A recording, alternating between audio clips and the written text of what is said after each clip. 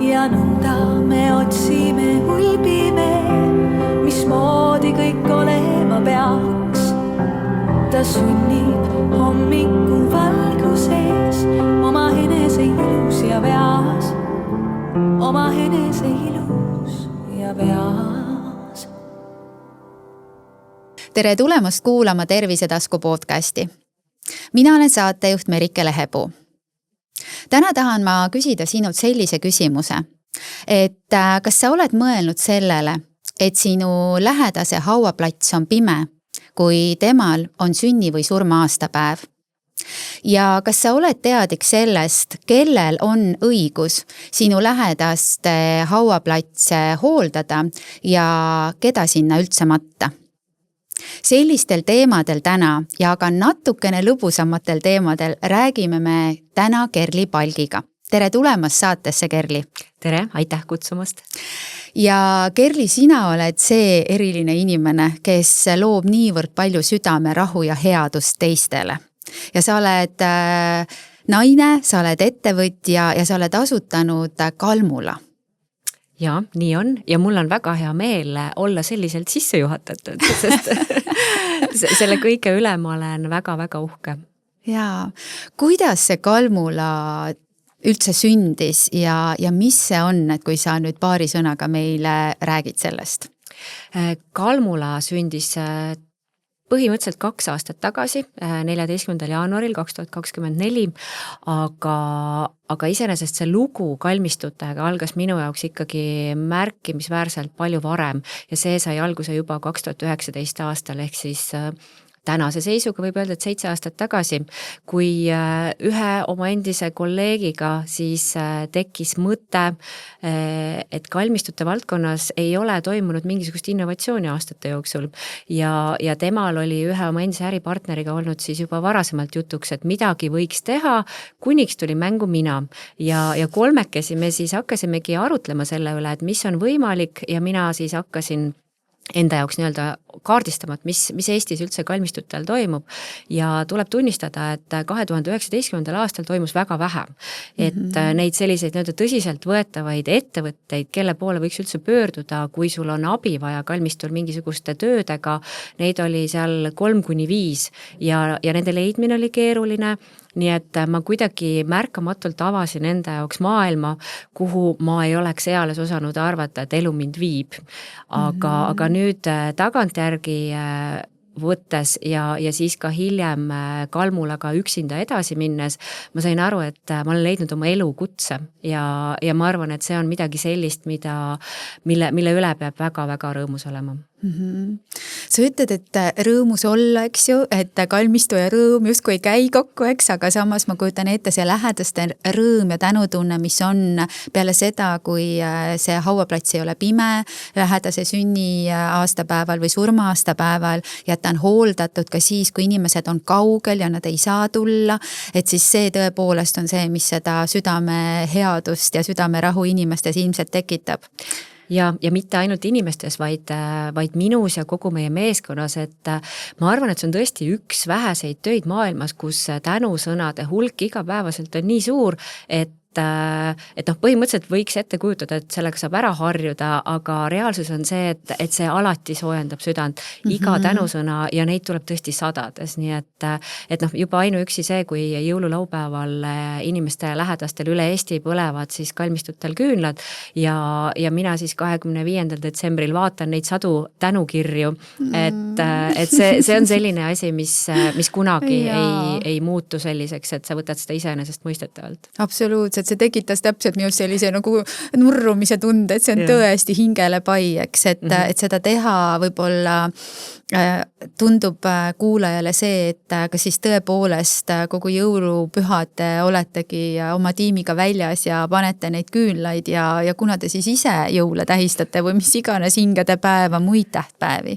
No õnneks on see, et näiteks hingedepäevad on ju enamasti selline, väga sageli on see töönädala keskel, muidugi aeg-ajalt satub ka nädalavahetusse, et see ei ole nagu selline nii-öelda nagu püha, kus siis kõik istuvad perega koos, et seda on nagu lihtsam ära korraldada, aga ka jõululaupäev on meie jaoks ikkagi selline päev, mida me nii-öelda alustame varem, kasutame küünlaid, mis põleksid vähemalt 5 päeva, mis tähendab seda, et me ikkagi jõululaupäeval oleme õhtul kõik oma peredega ja meil on ka abiks lisaks meie oma meeskonnal alati terve hulk häid inimesi üle Eesti, kes siis võtavad samamoodi vaevaks oma perede juurest tulla, sõita ja kes siis tõesti teavad, et sellest nii-öelda osa saamine on nii suur selline südame paisumise tunne, et nad lihtsalt tahavad seda teha. Olles ise võib-olla näiteks kuskil tavapäraselt mõnes kontoris tööl või tehes hoopis mingit teistsugust tööd, et see on lihtsalt selline hea teotöö.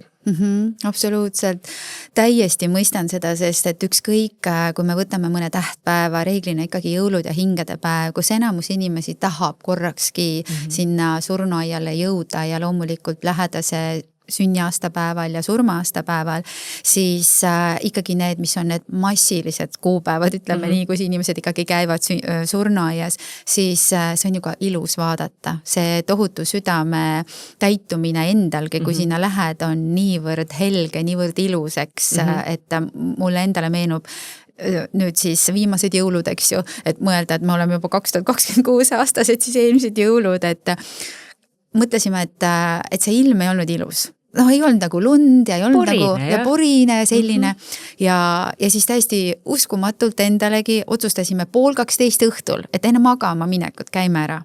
Ja siis, kui me ukse lahti lükkasime, me ei teadnud, et see lumekirme on maas. Ja seda väikese poisi rõõmu, et emme lumi on ja siis, kui me läksime, see oli väga helge ja me jalutasime tükk aega seal. Ja see tunne tõesti, mis tekib, et loomulikult väga paljud käivad ise ja kui paljusid teie tegelikult aitate. Et see on minu arust hämmastav, et minu poolt ka suured tänud teile selle eest. Aga Kerli, ütle seda, et kui see on olnud nagu sinu selline tee, mille sa nüüd ütled, et oled leidnud, et kui palju sa eelnevalt käisid kalmistutel või sa lapsena käisid seal, et kuidas see side nagu tekkis, et see tundub ju selline, et no kevades teame, eks ju, et jalutati ka, et saadi kalmistutel kokku. Et aga kuidas sinul see tekkis? Ma ise niimoodi naljaga pooleks ütlen, et mul on vist mingi karmavõlg sellega seoses. Sest et no tuleb tunnistada, et enne oma näpu nii-öelda valdkonna pistmist oli minu seos selline, et minu vanemad olid maetud räpina kalmistule ja vanaema oli siis see, kes kogu aeg ka ikkagi, et lähme ja palun minge ja viige mind sinna ja see oli tohutult tüütu ja koormav. ja siis vanaema leidis kuskilt kellegi kohaliku mehe, kes võib-olla käis seal, võib-olla ei käinud ka, ega seda kontrollida ja kuidagi ei saanud, aga et see on nagu see taust, et vanaemal oli nagu hädasti vaja ja mina ei viitsinud. Ja teine asi oli ka see, et minu isa, kes on siis Tartusse maetud, seal siis alati käis ja käib tänaseni tegelikult kõige rohkem minu ema ja üsna sageli. Ja ikkagi mõtlengi, et ei ole ma seda isa hauda pidanud hooldama, ei seda vanaema, aga et nüüd on siis karma mu kätte saanud. et nüüd tuleb siis käia ja tuleb palju käia, et mõnel päeval ma hooldan 30 hauaplatsi, nii et... Vau, seda on ikka väga palju.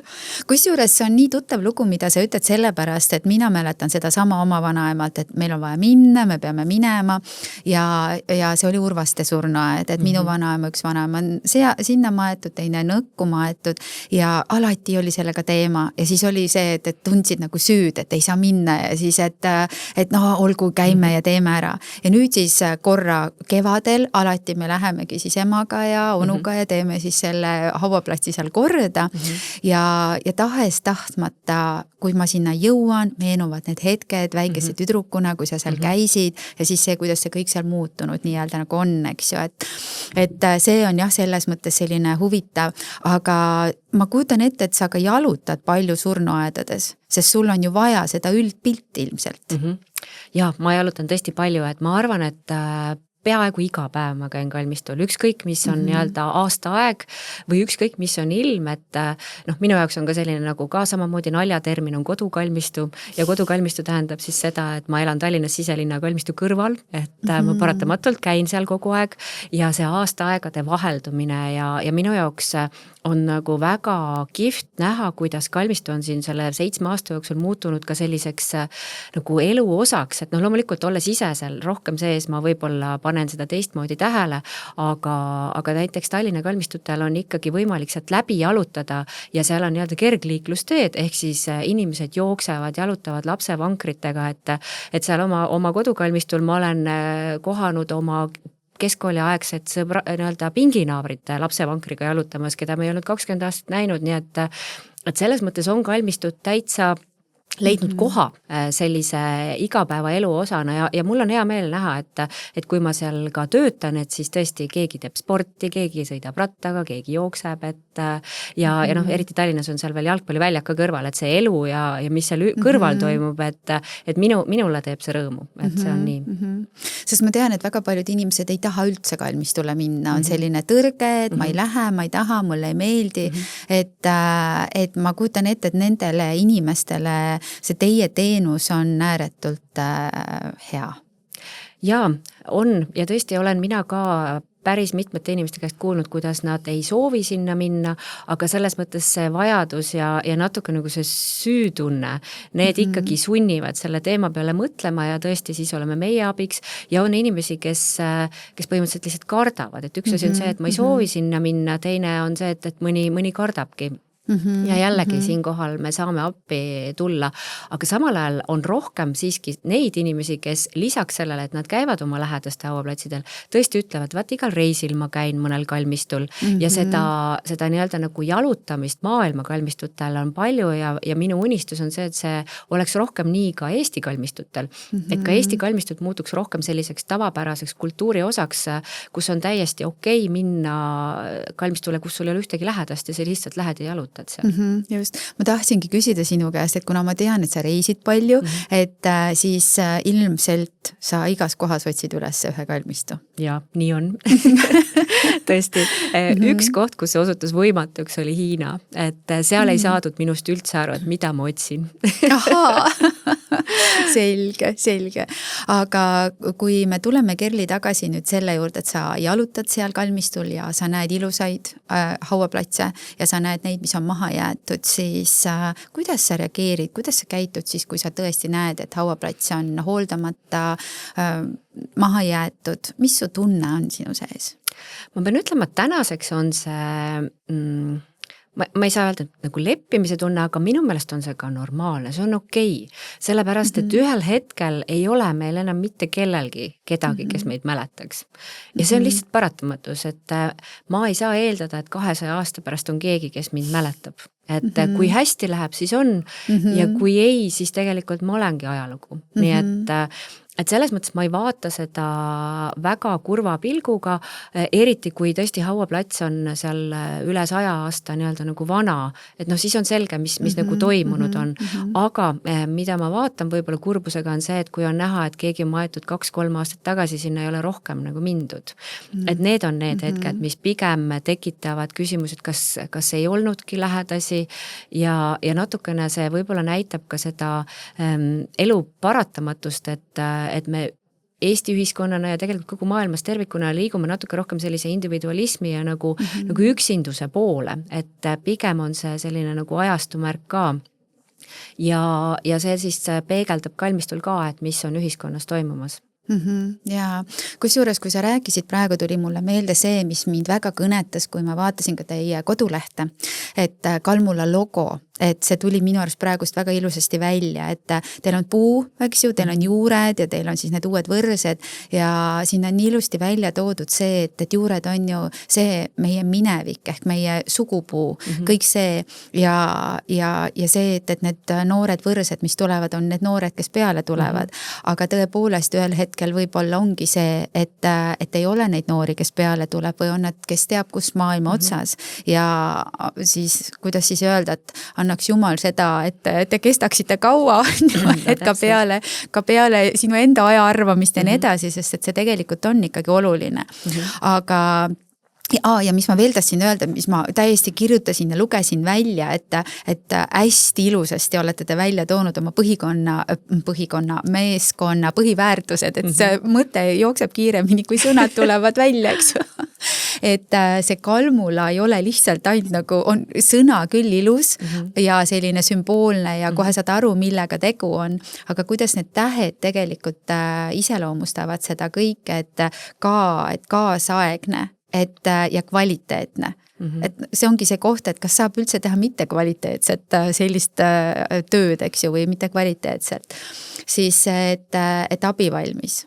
Et ma kujutan ette, et väga keeruline on ilmselt kellelegi ei öelda või kas te olete pidanud ei ütlema mõnele tellimusele? No kui see võib-olla, ma ei tea, 1-2 ja seda siis tõesti juhul, kui ma ei tea, see tuleb niimoodi ootamatult, et me tavaliselt vajame ette kuni 2 nädalat selleks, et me saaksime oma töid paremini planeerida, aga kuna meil on abikäed üle Eesti, et siis üsna sageli me saame ka nendele kiirematele tellimustele nii-öelda oma jah-sõna öelda, aga sest see on see, mida me alati tahame, me tahame olla olemas ja ma annan endale ka aru, et ongi, et võib-olla vanematel inimestel mitte isegi võib-olla, vaid me ju kuuleme seda, et nad ei taha noori tüüdata. Ja me tahame olla need, kelle poole sa võid alati pöörduda. Et sa ei peaks tundma piinlikkust ega mingisugust halba tunnet, kui sa meie käest küsid, et kas te saate ülehomme selle küünla süüdata Saaremaal. Ja kui meil vähegi nii-öelda meie abiline saab, siis me alati teeme seda, mis siis, et meil on mingisugused tähtajad, mida me eeldame, et vaikimisi nii-öelda ka kliendid arvestaksid. Nii et jaa, me proovime, aga on tulnud tõesti, et 2-3 korda, kus me ei saa ja noh, selles mõttes inimesed ju ka mõistavad seda. Muidugi. Ja sealt edasi L on läbipaistev ja M muretu, murevaba pigem, et mulle meeldib nagu see, või minule kohe seostub see, et kui ma sain teada, mida te teete, et te panete küünla, te teete pildi ja te saadate kliendile pildi ka veel. See tekib see, et kuidas te seda kõike jõuate, nagu, et kui sa ütlesid, et neid on ju päris palju. Ja, no ütleme nii, et see jõululaupäeval on ikkagi, me räägime 1000 kirjadest, mis tuleb välja saata, et aga see ongi nüüd selle esimese tähe, ehk siis kaasaegne nii-öelda võlu, et seda kõike on võimalik teha kasutades siis IT-tehnoloogiat ja niimoodi, et me ise tunneme, et see on personaalne ja et kliendid tunnevad, et see on personaalne. Selles mõttes mina isiklikult, meil on 1000 kliente ja ma tean kõiki nimepidi.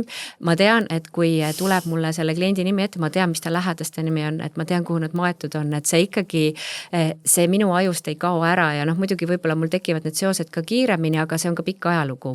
Ja selles mõttes mõne hauaplatsi puhul ma tõenäoliselt olen seal isiklikult käinud rohkem, kui võib-olla lähedased ise. Et sest ongi iga kuu käid ja see ongi nagu nii-öelda selline nagu normaalne. Aga tõesti see murevaba ja see pildi tegemine, see on see, mida enne, kui mina sellesse nii-öelda sektorisse oma jala pistsin, ei tehtud. Ja minu jaoks on see jällegi olles pangandustaustaga ja väga erinevate selliste suurte korporatsioonide taustaga, just see läbipaistvus, et usaldusväärsus, et kuidas ma siis tõestan, et ma seda tegin. Et ainult läbi selle foto ja mitte ainult see foto, et mis pärast oli, vaid see ka, mis enne oli, sellepärast, et see erinevus peab ju välja tulema.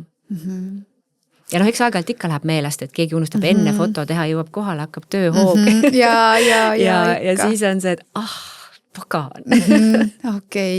Ja sa ütlesid ise välja, et tõesti see usaldusväärne on ju samamoodi teil siin olemas ja lähedane ja lihtne ja avatudeks, et see kõik nagu panebki minu arust paika selle, et te teete seda nii südamega innovaatiliselt, avatud, usaldusväärselt, et ma ei pea kahtlema, kas see küünal sinna saab või ei saa, eks ju. Ja just õigel päeval. Ja õigel päeval, ja just. Seda ei ole küll kunagi olnud, et me oleks millegagi hilinenud. Seda, et võib juhtuda, et me näeme ette, et kuskil, mitte tähtpäeva küünalde puhul, aga näiteks hoolduste puhul mõnikord on see, et me teame, et me sinna Saaremaale ei satu mitte reedel, vaid laupäeval, siis me ikkagi alati helistame kliendile, küsime, kas talle sobib nii ja kui ei sobi, siis me peame selle võimaluse leidma, et oma lubadus ikkagi täita, aga sageli tuleb siiski ka seda, et inimesed pigem on nõus, et see üks päev kuskilt siis läheb edasi. Et igal juhul on see tõesti selline kontseptsioon, mida te loote ja teete,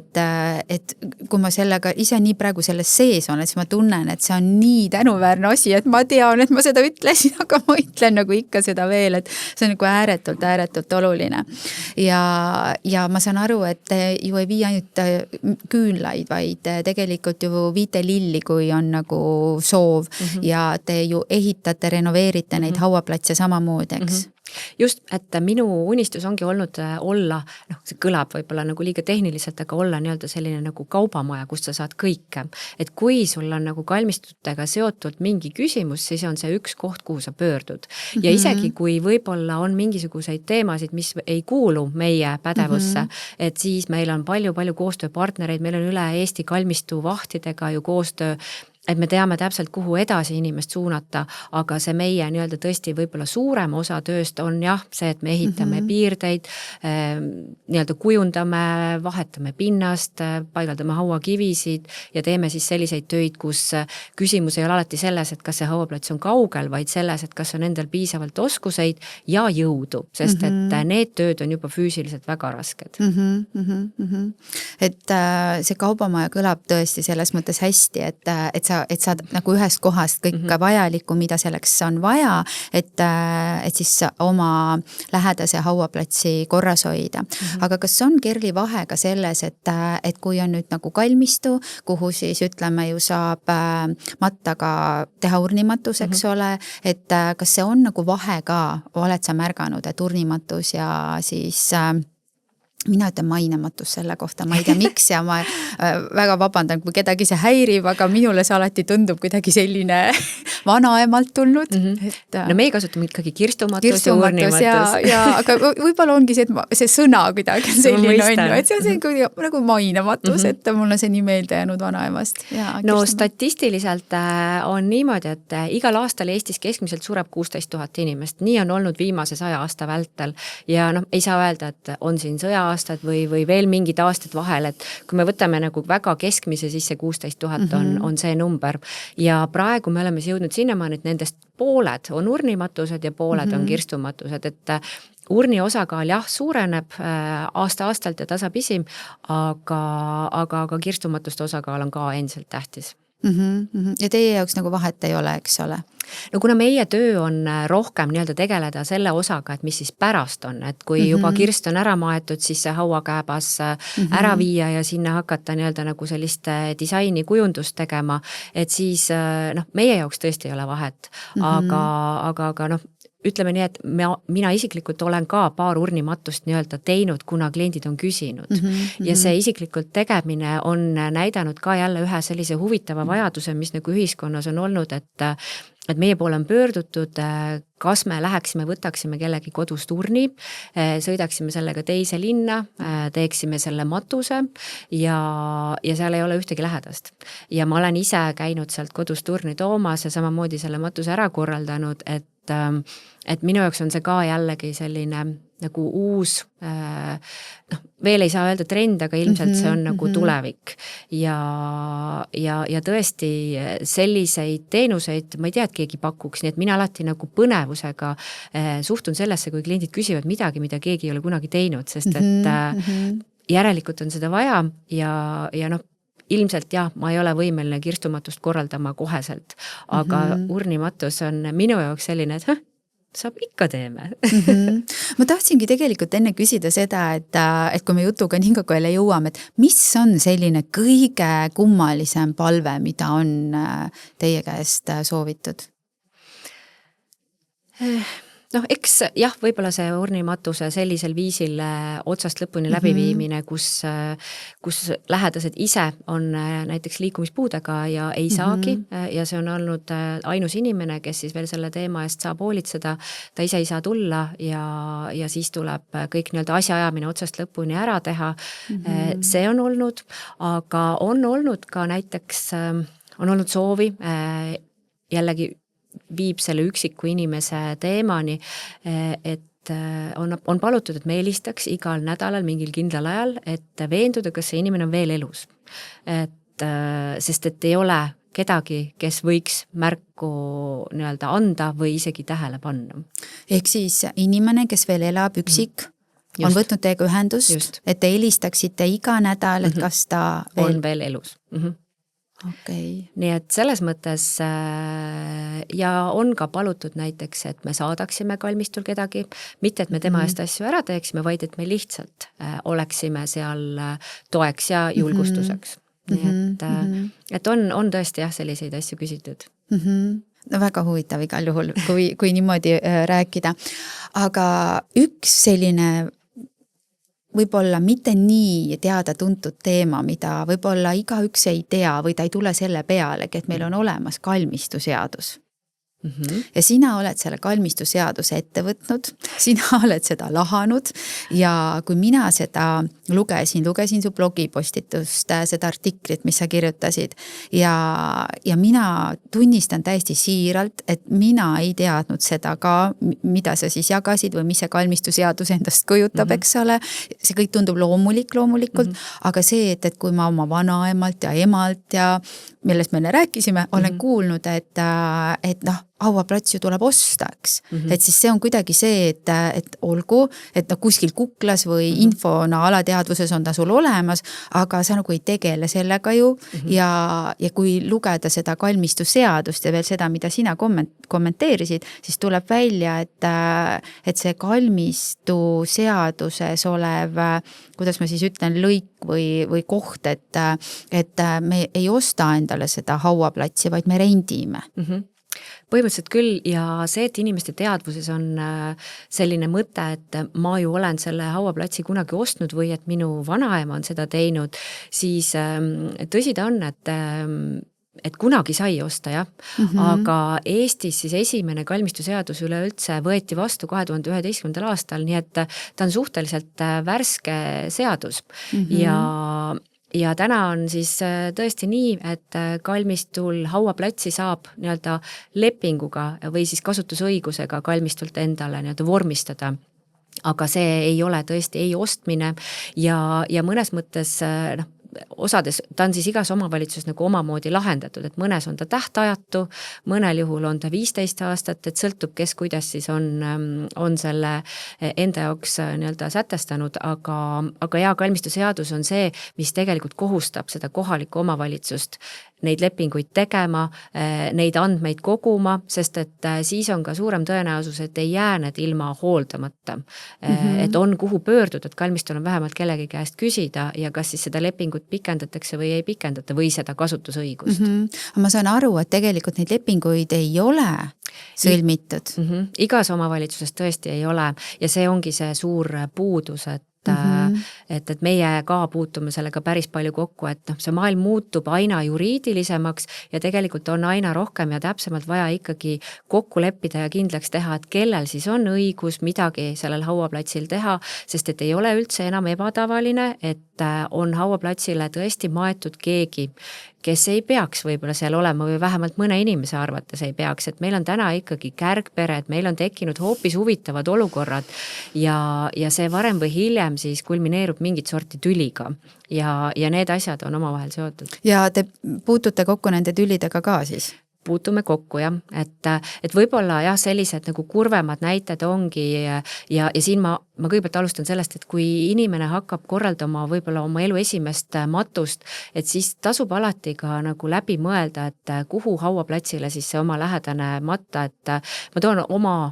perekonna näite, et täna minu isa on maetud minu tädipoolse suguvõsa hauaplatsile, sest et Tartus ei olnud kohti ja see oli ainus koht, kuhu nii-öelda see matus oli võimalik teha ja tegelikult selle hauaplatsi kasutuslepingu nii-öelda sõlmija on minu tädi, ehk siis minu perel ei ole otseselt seal õiguseid mitte midagi teha, et me peame kõik omavahel läbi saama, hästi suhtlema ja siis asjad toimivad, aga elus on niimoodi, et meie näeme ikkagi pigem seda poolt, kus need asjad nii hästi ei toimi ja minul on üks üsna kurb selline situatsioon olnud, kus ema on soovinud oma tütre hauaplatsi korda teha, sinna ehitada piirded, mingid taimed istutada aga see tütar sai siis aastaid tagasi maetud tolleks hetkeks tema eksmehe siis lähedaste hauaplatsile.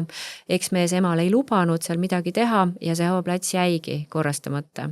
nii et need on asjad, mille peale ilmselt matuse hetkel ei mõtle, aga kus on siis oluline teada, et kes selle hauaplatsi kasutuslepingu omanik on ja tema käest peab alati see luba tulema. Vot see on tõesti minu arust nagu selline koht, mille peale ei tule, et see on ka üks põhjus, miks ma tahtsin sind siia saatesse kutsuda, sest et me ei räägita sellest surmast väga ja ei räägita ka sellest, et kuidas ja mismoodi neid asju siis ajada, eks. Aga Kerli, sa oskad kindlasti öelda siis seda, et mida peaksime tegema? Me teame, et me kõik kunagi sureme ära, see on paratamatuseks, aga kas me saame juba täna midagi teha selleks, et me teame, et mis meist edasi saab? No ma arvan, et täna ongi kõige õigem ja loogilisem läbi mõelda oma suguvõsas, oma peres läbi rääkida, et kellel need lepingud on ja väga sageli võib juhtuda see, et mitte kellelgi ei ole. Ehk siis ikkagi kõik teavad, et see on meie pere hauaplats, aga seda nii-öelda juriidilist vormistust ei ole toimunud. Nii et korraks läbi mõelda, vaadata oma paberid üle ja kui ei ole, siis võib-olla oma pereski läbi rääkida, et kes siis selle õiguse ja muu hulgas ka kohustuse endale võtab, sest et kalmistute kasutamise eeskirjad sätestavad, et see, kes on kasutusõiguse omanik, tema peab ka hooldama seda hauaplatsi. Nii et selles mõttes ta ei ole lihtsalt õigus, ta on ikkagi kohustus ka. Ja kui tal on kohustus hooldada, siis kui ta ise ei saa, siis ta saab ju teilt teenust paluda. Jaa, loomulikult, et saab teenust ja võib-olla käivad ka teised sugulased, et eks oma vahel neid asju kokku leppida, aga oluline on see, et see oleks nagu teada, et ei juhtuks seda, et lihtsalt ühel hetkel ei käi seal keegi ja polegi teada, et kes siis vastutab või mitte. Ja see tähendab seda, et kui ei ole neid dokumente alles, neid lepinguid, eks, et siis tuleb minna vastavale kalmistule ja siis leida õige inimene, kellega siis sellest rääkida ja siis ta saab vaadata, kas kuskil on need lepingud alles ja kui ei ole, siis sõlmida nii-öelda see kasutusõigus, jah. Et selles mõttes, õnneks me ikkagi liigume täna ka rohkem ikkagi digitaalse maailma poole, et kui ma 2019 alustasin, siis reaalsuses oligi see, et polnud neid kontaktnumbreid, kuhu pöörduda, on tänaseni kalmistuid, kus öeldakse, et tulge kohale, vaatame koha peal, aga me räägime ikkagi sellest, et inimesed on üle Eesti ja üle maailma laiali. Nii et selle valdkonna nii-öelda ka see digitaliseerimine ja kaasajastamine, see on minu südame asi, sest et siit tuleb ka läbipaistvus, siit tulebki see, mis mulle nii-öelda nagu ka ettevõtjana on oluline, et midagi ei toimu kuskilt laua alt või mustalt, et kuskilt, et kõik oleks nagu nähtav ja et kalmistuvahi kontaktandmed on ka lihtsasti leitavad, mitte nii, et ma ei pea hakkama mõtlema, et kes see inimene üldse on. Nii et selle teadlikkuse tõstmine on ka see, millest ma tahan aina rohkem ja rohkem rääkida.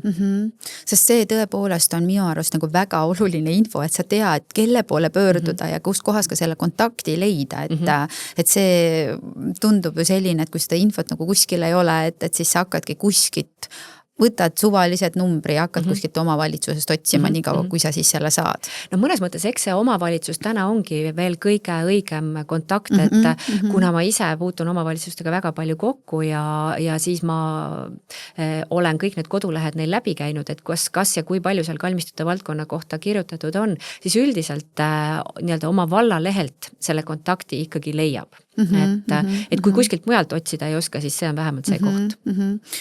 Hea kuulaja, mina küll soovitan sul selle enda jaoks selgeks teha ja nii nagu Kerli ütles, et rääkida oma lähedastega ja uurida välja, et kas on see leping olemas ja kui ei ole, et siis vältida seda, milles Kerli rääkis, et kui tahta ikkagi teha korda oma lähedaste hauaplats ja seda sa ei saa teha sellepärast, et see kuulub kellegile teisele, siis ma usun, et see ikka tekitab sellele leinale või kurbusele veel rohkem raskust juurde, et seda ei ole ju meile vaja. Et pigem olgu asjad juriidiliselt korrektsed ja selged, et siis on kõigil just nimelt see sama südamerahu ja see südameheadus olemas ja täidetud ka, eks ole. Just, et eks siin on omakorda veel, see on keeruline alati määratada, et kes selle lepingu või kes selle kasutusõiguse siis sõlmib, et kui meil on 3 õde, siis me peame oma vahel kokkuleppele saama, siin ei ole valikut, sest see tehakse ainult ühe inimesega, aga ega need kokkulepped ka alati lihtsalt ei sünni. Aga samas tead sa kindlasti seda, et kui nüüd see, kellega see kokkulepe on sõlmitud või kes selle lepingu siis sõlminud on ja selle vastutuse võtnud on, kui tema endaga midagi juhtub, siis kuidas see siis lähebki jällegi, see on nüüd ka selle kalmistuseaduse üks nii-öelda puudujääk, mida mina soovin ka tulevikus, et see seadus läheks muutmisele ja seda võetakse seal arvesse, sest et see ei allu pärimisseadusele, see, mis siis toimub hauaplatsiga. Ja tõesti, kui seda inimest nüüd enam ei ole, siis peab jällegi järgmine ring omavahel jälle ise kokku leppima. Ja kui keegi isegi ei tule selle peale, et ma nüüd läheksin ja nii-öelda annaksin ennast üles, et mina võtan selle lepingu või kasutusõiguse üle, et siis ta jääbki sinna teadmatult nii-öelda nagu rippuma jälle. Nii et siin peaks olema nagu natukene loogilisemad reeglid, et kuidas see edasi läheb.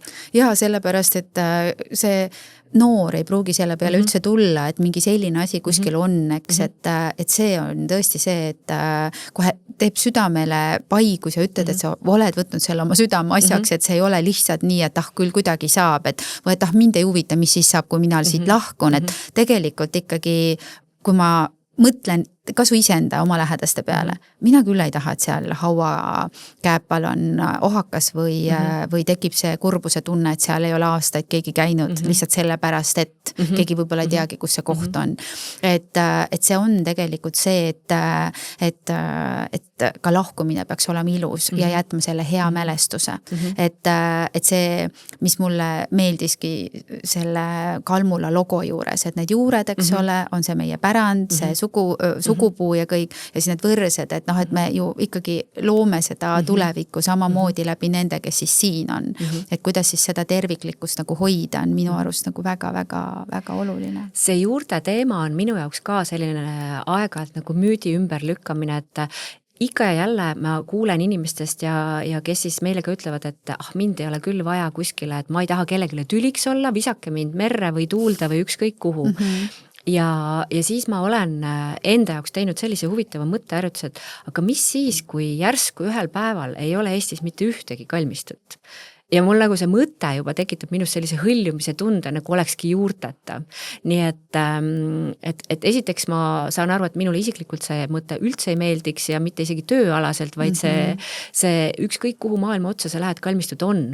Isegi kui see ei ole kultuuri osa nagu väga sügavalt, siis nad on olemas. Ja Eestis on ta kultuuri osa. Eestis on perekonna hauaplatsid, kuhu minnakse veel 4 põlvkonda hiljem ka, seistakse ja näidatakse, vaat see oli sinu vana-vanaisa. Ja miks inimesed ütlevad, et visake mind sinna või tänna või mind pole vaja jätta, et ongi see sama mure, et ma olen kellegile koormaks, et eestlane ei taha üldse koormaks olla teistele.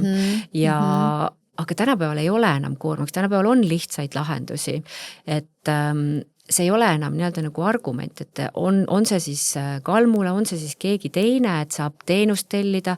Täna isegi küsitakse minu käest lepinguid 50 aastaks, et on tõesti tulnud ette, et inimene planeerib oma surma juba, ka noor inimene, kellel on vähk, helistab meile, et ta räägib läbi notariga ja ta juba mõtleb kõik ette, et kuidas ta saaks, et see tema hauaplats ei jää kellegile koormaks, aga ta on olemas. Nii et need on kõik tuleviku lahendused, millele mul täna veel isegi ei ole vastust, et kuidas teha 50-aastane leping nii, et see saab ka osutatud, sest mina inimesena ei julge täna võtta vastutust, et Kalmul on 50 aasta pärast olemas, ma väga loodan, et on, aga ma ei julgeks seda otsustada. Ja täiesti mõistan seda. Ja kui sa seda rääkisid, siis minul tuli väga palju meelde neid hetki, kus ka minul tuttavad sõbrad on rääkinud, et raskematel hetkedel nad lähevad ja jalutavad surnuaias, nad lähevad, otsivad üles oma vanaema ja vanaisa ja nad lihtsalt teades, et jah, kes kui haritud on selle koha pealt, et kus see hing siis meil parasjagu on, aga see koht, see füüsiline koht, ma lähen sinna, ma räägin, ma saan seal vastused ja see on nagu selline nii püha minu arust, et kui me mõtleme niipidi, siis võib-olla tundub osadele see, et mis jutt see nüüd on, aga väga paljud teevad seda. Ja minu arust on see ilus. Ka mina olen seda teinud. Ja mina käin samamoodi oma vanaema hauaplatsil, mul on seal pink ja minul oli iga pühapäev vanaemaga kombeks kohvi juua. Et ma siis mõned korrad olen käinud seal kohvi joomas ja rääkimas. Nii et inimestel on vaja ja ütleme, veel üks müüt, mis nagu käib kalmistutega kaasas, on see, et öeldakse, et noored ei taha seal käia või et noored ei käi. Selles mõttes see ei ole müüt, et noor ei peagi seal käima. Sinna läheb see inimene, kes on jõudnud sellesse vanusesse, kus tal on vaja seal käia. Ja meil ühel hetkel tuleb kõigil see vanus. Just täpselt, see on ilusasti öeldud. Okei, väga hea. Kirli, aga kui me läheme nüüd sellelt teemalt, hüppame justkui teise poolde selles mõttes, et see, mida sa oma töös teed, on minu arust selline, sa paned sinna oma südame, hinge ja teed seda südamega. Seda on näha, seda on tunda ja see on sinu jaoks ääretult oluline. Kuidas sa laed ennast? Ma arvan, et sama palju, kui ma töötan, ma puhkan ka. Et minu jaoks on puhkamine väga-väga oluline ja nüüd ikkagi aastate jooksul ma tõmban ka väga selgelt piiri, kust maalt ma siis puhkan ja kust maalt ma tööd ei tee. Aga samal ajal, kuna ma olen ettevõtja, et siis see teataval määral võib-olla näeb välja, et ma justkui töötan kogu aeg, aga minu jaoks on see töö, hobi ja kõik nagu ühe korraga, et see ei ole loomulikult ma ei käi ja ei riisu siis, kui mul on puhkus, aga ütleme nii, et mingisuguseid nii-öelda nagu organisatsioonilisi asju ma ikka teen. Aga see ei ole mulle nagu koorem. Nii et ma arvangi, et puhkus lähebki sealt maalt, kus sa ise ütled, et see on minu jaoks puhkus. Ja kui sa tunned, et see, mida sa teed, seda sa tahad teha. Nii et ma arvan, mul on nagu vedanud, et ma teen seda tööd, mida ma armastan ja selles mõttes see ei väsita mind, et loomulikult on vaimselt ka raskemaid hetki, aga ma väga teadlikult nüüd eriti viimastel aastatel kõik nädalavahetused võtan endale. Varasemalt ma ikkagi käisin võib-olla laupäeval, tegin ka üle Eesti ühe ringi ja riisusin, sest mulle tundus, et muud moodi ei saa, aga tegelikult alati saab, et mul on võimalus kaasata ka oma kolleege, oma abilisi ja ma teen nüüd näiteks need riisumispäevad pigem ikkagi nädala sees, nii et selles mõttes ma tõmban neid jooni sinna vahele küll natukene. Sa ütlesid, et sinu töö on hobi, siis võib-olla kui keegi meid kuulab sellise terava kõrvaga, eks, et aga hobi ei saa ju olla äri, on ju, et seda nii palju rõhutatakse, et need asjad peab hoidma nagu lahus. Et mina ka sageli ütlen, et minu töö on hobi, mis nagu ongi. Kuidas sina seda vaatad? No mina vaatan seda niimoodi, et kui sinu töö on midagi sellist, mis sind inspireerib ja sa tahad seda veel rohkem teha ja veel rohkem sinna sisse kaevuda, et kui sellega kaasneb nii-öelda nagu töötasu ja ma arvan, et see on õiglane, et siis ongi see õnnelik juhus, kus sinu töö on sinu hobi, sest et ega mina olen ka ikkagi tulnud selle sama ettevõttega aastate jooksul sellisest situatsioonist, kus meil oli kogu aeg miinus ja ausalt on see väga nii-öelda vaimselt väsitav ja selles mõttes, et see, kui täna ma olen jõudnud sinnamaani, kus me tuleme nulli ja ma olen endale teadvustanud, et see ei ole miljoni äri, sellega ei saa miljonäriks, aga sellega võimalik ise elada, oma perele võimaldada nii-öelda selline normaalne elustiil ja samal ajal pakkuda mulle võimalust siis tõesti puhata ja reisida, siis see ongi see.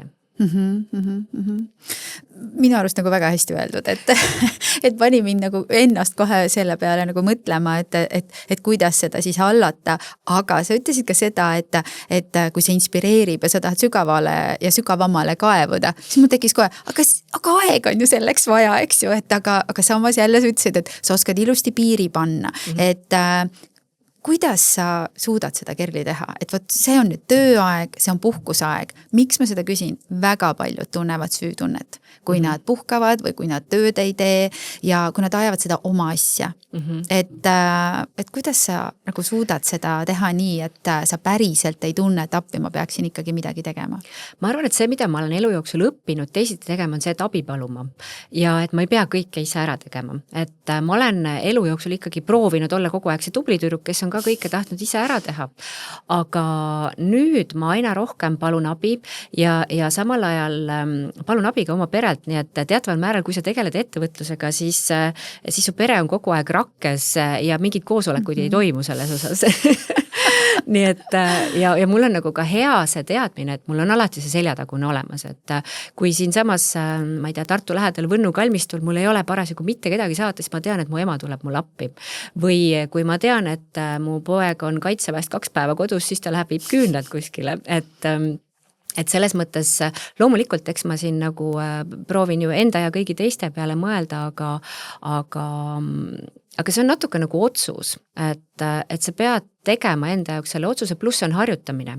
Et ega see ei tule ka kohe, et ma arvan, et ma ikkagi aastaid olen harjutanud, kuidas siis seda piiri paremini tõmmata, milliseid tegevusi mulle meeldib teha, nüüd tuleb ka tehnoloogia appi päris paljudes asjades, et mingisugused kontoritööjupid, mida mulle väga ei meeldi teha, ma kasutan tõesti AI-d väga palju.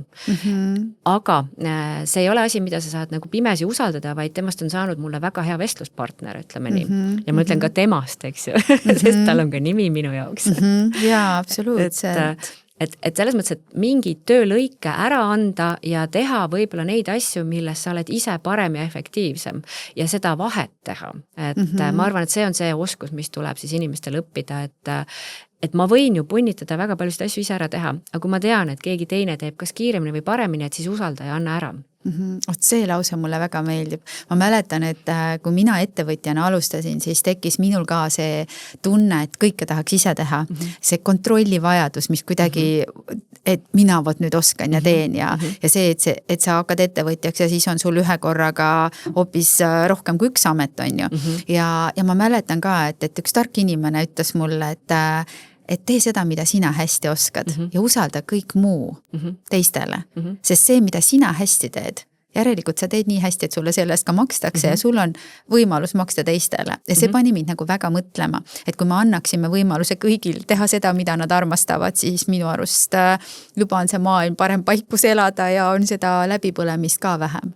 Ja, et minu nii-öelda nagu soov ka meeskonna mõttes on, et inimesed ei pea tegema töid, mida nad ei taha teha selles mõttes, et kui see töö sulle ikkagi ei meeldi, siis mina ütlen ükskõik kellele, et aga mine ja leia see töö, et ma ei taha, et minu meeskonnas oleks ükski inimene, kes ei taha seda teha ja ma arvan, et täna miks ka Kalmulal nii-öelda nagu paistab silma või miks meil nii-öelda teataval määral läheb hästi, on see, et mul on meeskond, kus kõik inimesed tahavad teha, mida nad teevad ja et meil on see koostöö pluss see, et ei ole ka väga nagu võib-olla rangelt piiritletud, et võt seda mina enam ei tee, et kõik tulevad üksteisele appi, et me tõesti töötame meeskonnana ja selle nii-öelda ülesehitamine ei ole päris ühe päeva töö, nii et selles mõttes, et see ikkagi, ma annan endale aru, et see ongi minu roll, see meeskond selliselt leida ja kokku panna tööle, et kõik saavad teha neid asju, mis neile meeldib.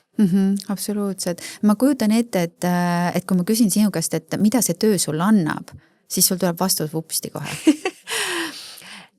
Ausalt öeldes ta annab mulle väga suure arenemisvõimaluse, et kui ma mõtlen, et kuhu ma ennast 7 aastat tagasi nagu positsioneerisin ja mismoodi see maailm mulle avanenud on ja kuidas ma mõtlesin ka selle peale, et miks ma üldse olin valmis kalmistu valdkonna käest siduma, oli see IT-tehnoloogia, et me hakkame looma mingit maailma muutvat tehnoloogiat. Aga selleks tuli siis käed külge panna ja mitte lihtsalt külge panna, vaid mulda panna.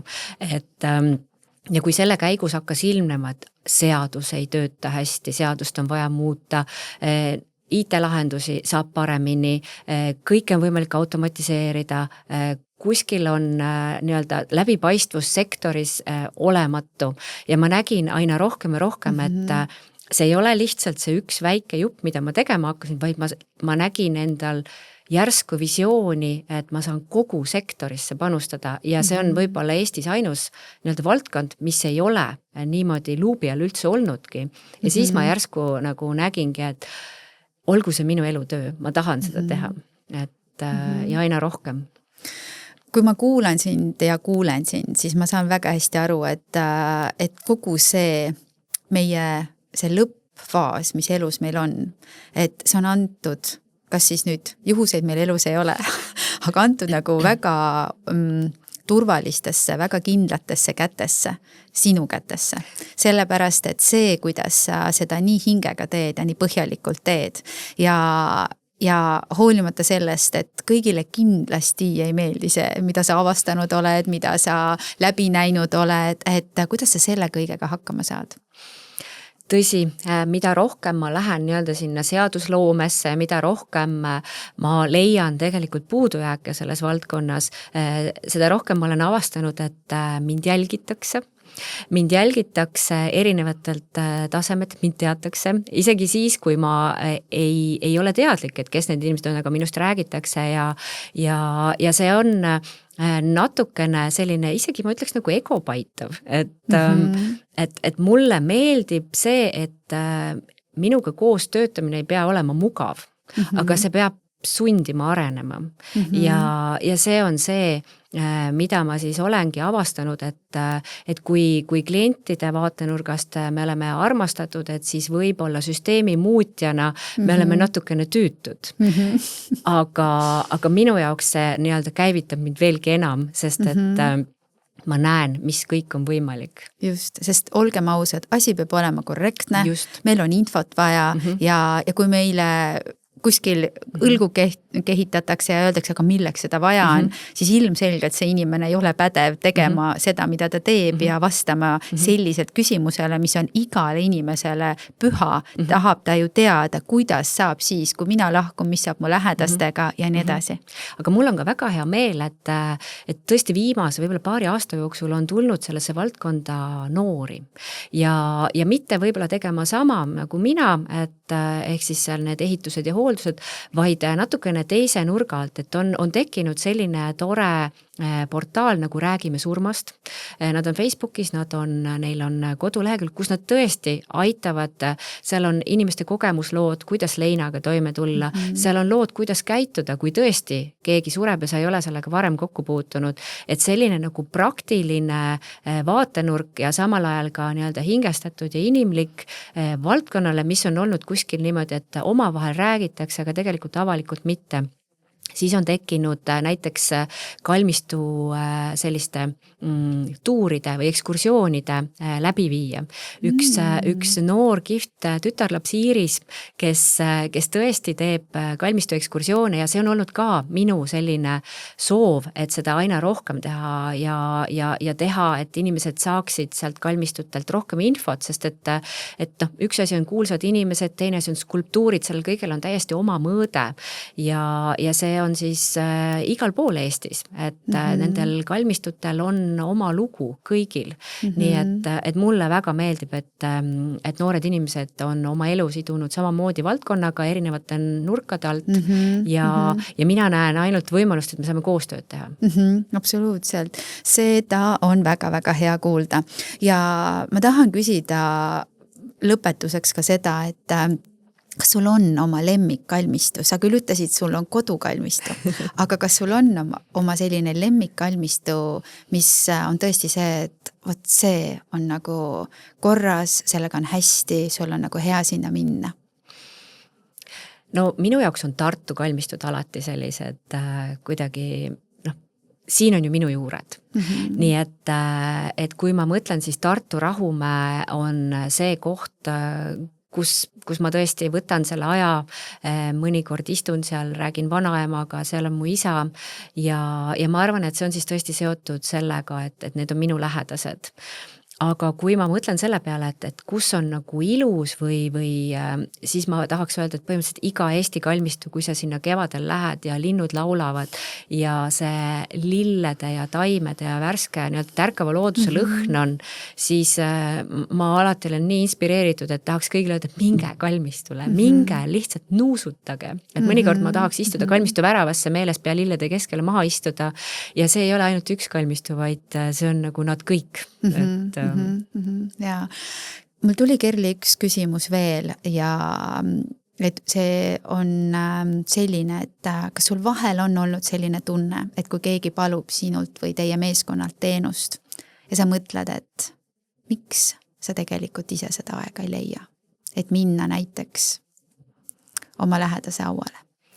Ei ole kordagi sellist küsimust tekkinud, sellepärast et need inimesed tõesti ei saa ja nad tahavad.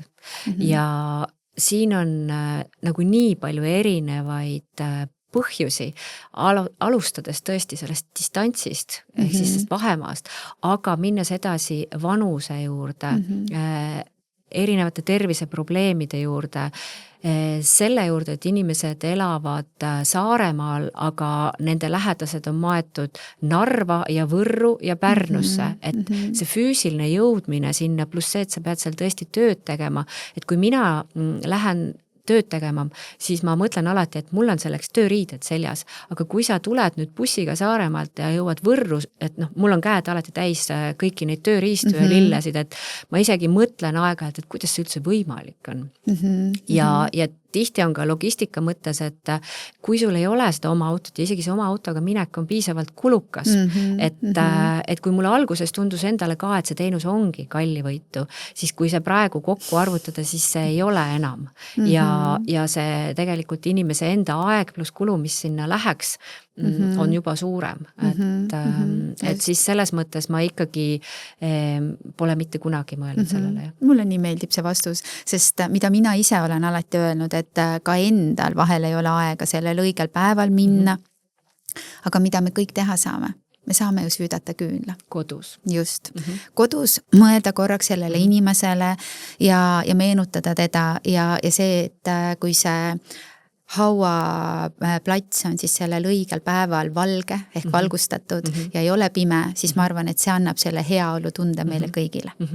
Kerli, mis on need 3 soovitust, mis sa soovitad inimestele, et mida nagu teha selleks, et hoida seda hingerahu ja südamerahu endaga, kui meid enam ühel hetkel ei ole?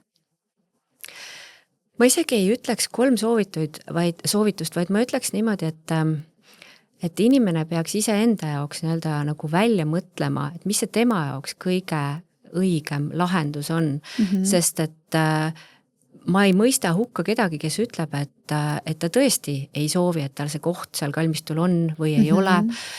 Seda, et ta soovib selle küünla süüdata omas kodus ja mitte kalmistule seda panna, et me keegi ei ole ühesugused ja me ei mõtle kunagi ühtemoodi.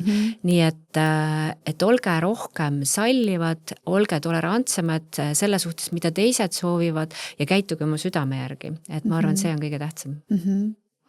Aitäh sulle, Kerli, sellepärast, et see, et kui me põgusalt puudutasime ka seda teemat, et julgust puhata, julgust aega võtta, siis ma usun, et ka see on üks koht, mida me kõik võiksime enda käest kas või päevas korra küsida, et kas ma olen võtnud endale selle hinge tõmbamise aega, sest me teame, et kõik meie hingetõmbed on loetud. Ja see, kui teadlikult, kui kohalolus ja kui suure kirega sina oma elu elad, on ääretult oluline. Seega aitäh sulle, Kerli, seda kõike jagamast ja Kalmula kodulehelt leiate te väga palju blogist erinevaid artikleid ja saate veelgi rohkem teada, et milliseid teenuseid siis just sulle vaja on, kui sa oled ise kaugel või võib-olla üldse Eestist ära. Ja kui sa tunned, et meie podcast sind kõnetab, siis mine tervisetasku.ee kodulehele ja vaata, mida põnevat sa veel sealt leiad. Igal juhul aitäh, Kerli, ja uute põnevate kohtumisteni. Hommiku valguses oma enese ilus ja veas, oma enese ilus.